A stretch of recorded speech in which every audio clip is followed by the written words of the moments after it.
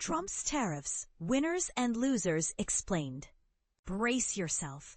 President Donald Trump's newly finalized list of tariffs is rattling world trade in ways no one anticipated, benefiting some unlikely winners while hitting others with hefty import taxes. But here's where it gets controversial. Even penguins in remote Antarctic territories have received a kind of break, whereas countries like Switzerland, Laos, and Syria are left bearing the brunt. Surprised yet?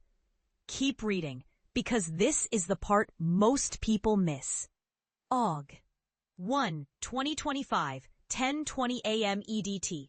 The curious relief for the penguins at the herd in McDonald Islands, as reported by NBC News, reference RCNA 199652, contrasts starkly with the tougher tariffs facing people in Switzerland, Laos, and Syria.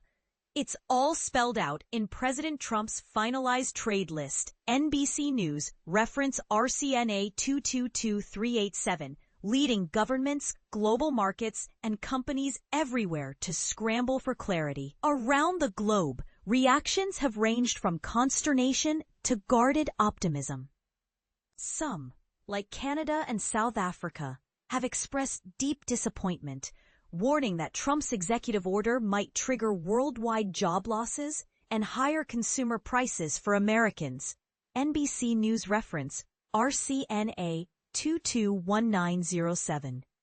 On the other hand, a few nations escaped harsher penalties than they originally feared, thanks to last-minute deals. NBC News reference, RCNA 22151. Or else they remain hopeful of similar negotiations down the road. NBC News reference, RCNA 221299. Uncertainty first swept across analysts back in April when Trump initially revealed his tariff plans. Many questioned peculiar choices, like a 10% levy on 2 remote Antarctic locations, Heard and McDonald Islands, whose only residents are penguins. NBC News reference, RCNA 19652. At the same time, eyebrows were raised by a massive 50% duty on the small, impoverished African kingdom of Lesotho.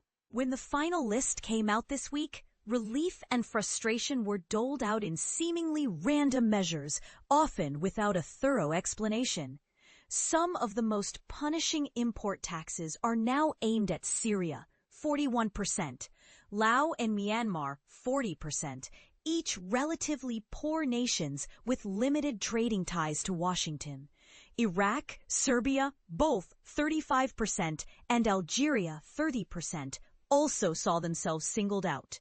Brazil remains in a class of its own, facing a huge 50% tax, punishment according to Trump, for what he calls a politically motivated witch hunt against Jair Bolsonaro, the country's former president and Trump ally, who stands accused of conspiring to carry out a coup.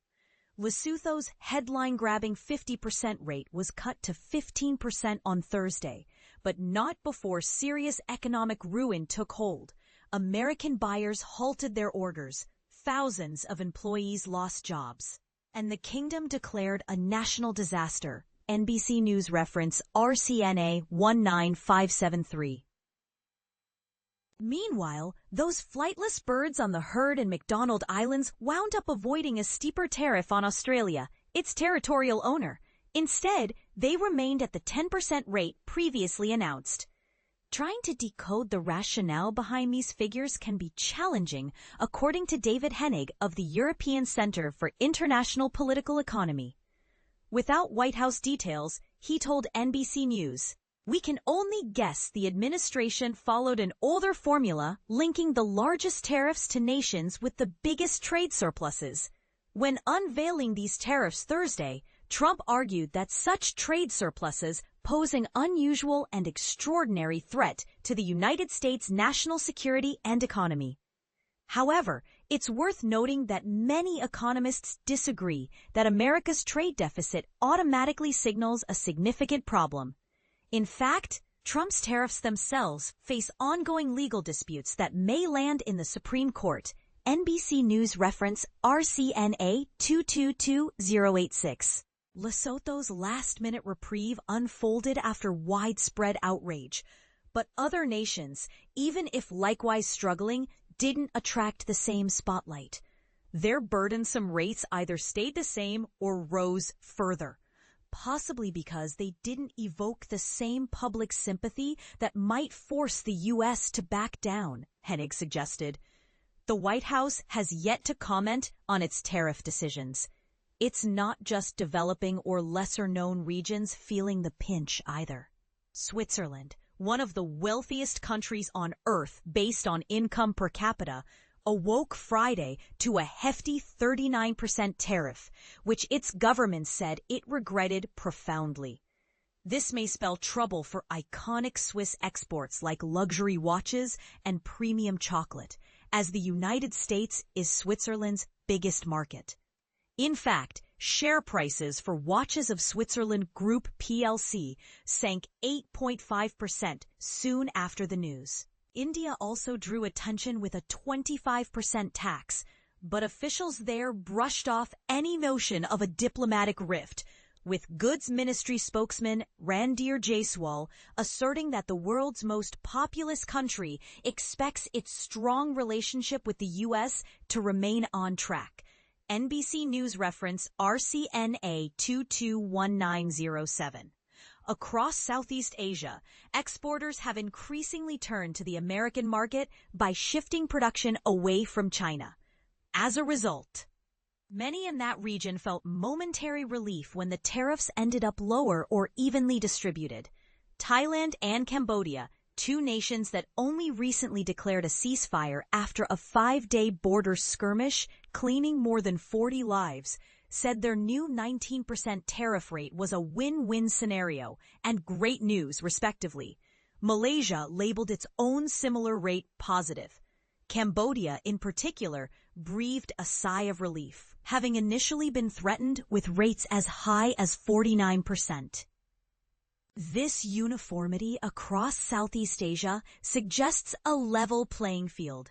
Indonesia and the Philippines are both hit with 19%, Vietnam faces 20%, and Taiwan was assigned 20% as well, an outcome that's down from the original 32% suggested in April, but above the 15% negotiated by Japan, South Korea, and the European Union. Taiwanese President Lai Ching-te described the 20% rate as a temporary phase, adding that he hopes to negotiate a lower rate in the future. Still waiting in suspense are the final numbers for the world's two economic powerhouses, the U.S. and China, whose escalating tit-for-tat taxes earlier this year shattered investor confidence. They agreed to halt or delay most of these tariffs until August 12th, but Treasury Secretary Scott Bessent said no one can confirm an extension without Trump's official say-so. China's Foreign Ministry spokesman, Guo Jiakun, reiterated at a press briefing that in any trade war or tariff war, there are no true victors. Reporting for this story was provided by Alexander Smith out of London and Jennifer Jett from Hong Kong.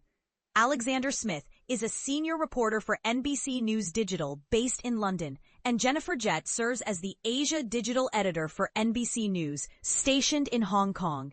Now, here's a question to spark debate. Are these tariffs necessary steps toward balancing global trade, or do they unfairly punish smaller economies and key allies? Share your thoughts and disagreements. Let us know if you see logic in Trump's approach, or if you're worried about the long-term backlash. U.S. tariffs. How higher rates impact businesses and consumers.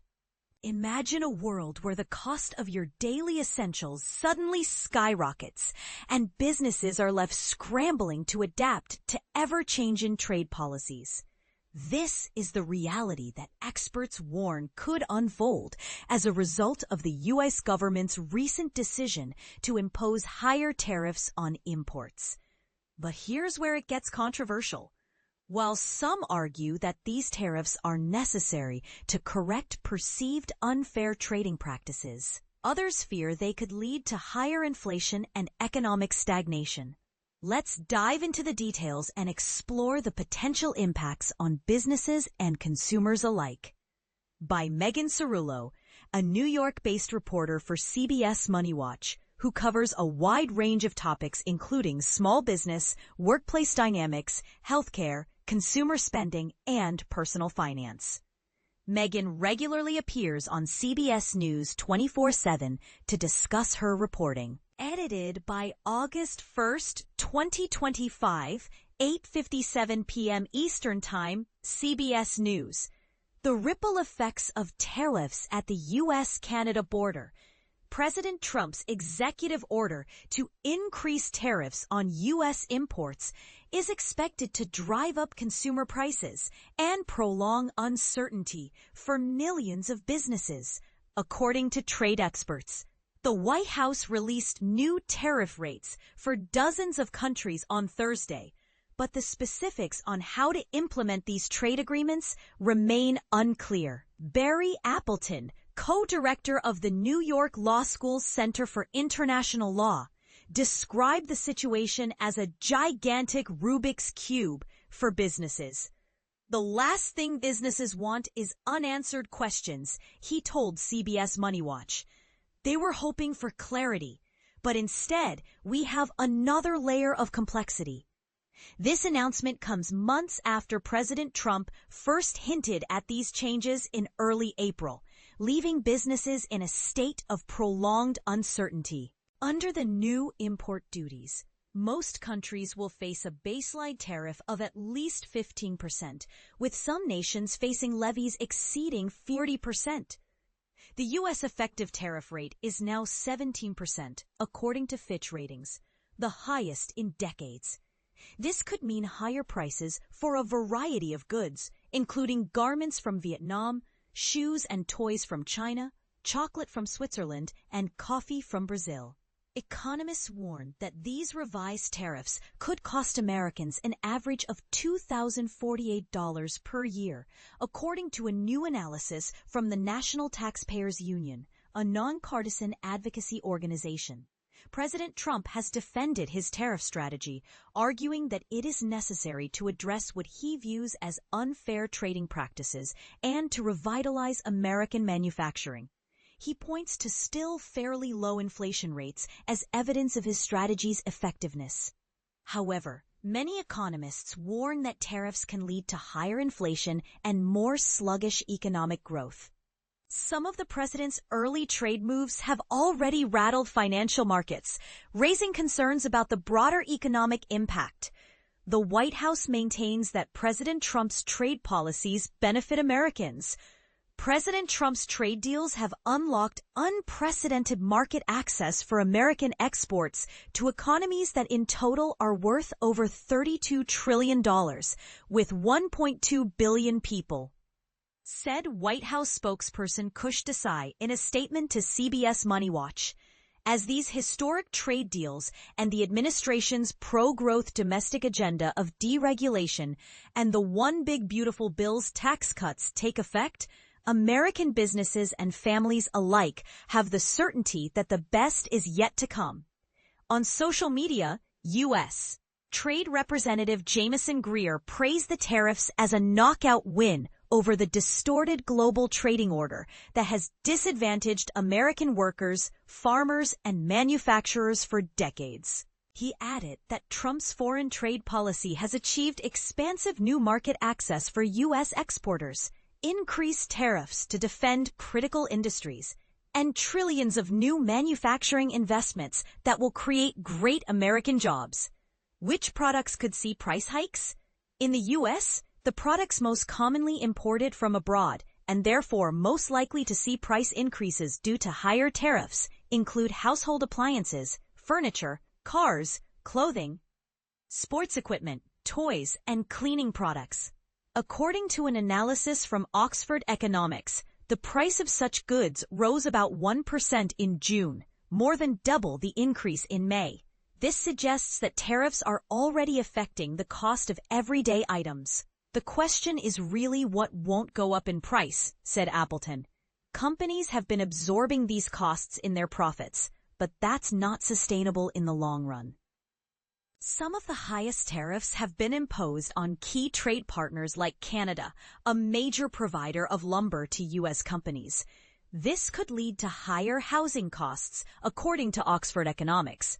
Additionally, some fruits and vegetables could become more expensive this winter as grocery stores rely more on imports to stock their shelves.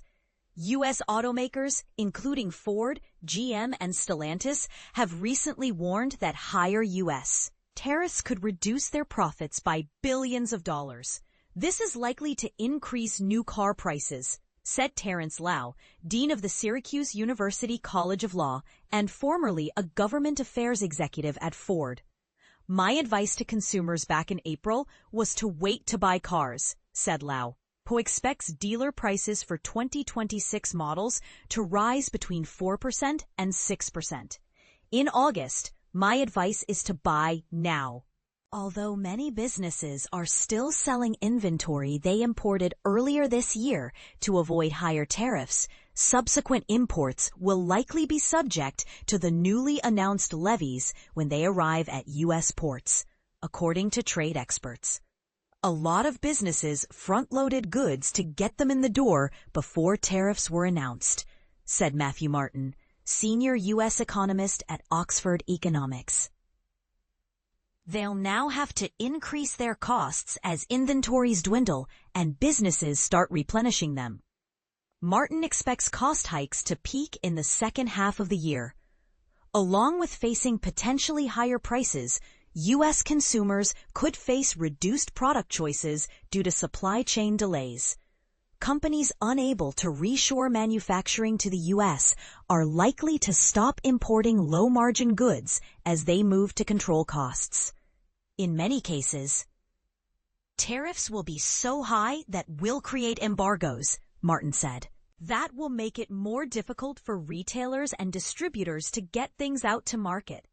Rodney Manzo, a supply chain expert and senior director at Sage, a business management software company, noted that higher tariffs often affect businesses and consumers in ways beyond just price increases. For the average shopper, the effects don't always show up as a big price hike on the shelf, he said. Instead, it's subtler, fewer options, smaller quantities, and less generous promotions. Companies are quietly reducing their stockpiles, reworking product specs, or stripping out expensive components to hit margin targets. And this is the part most people miss.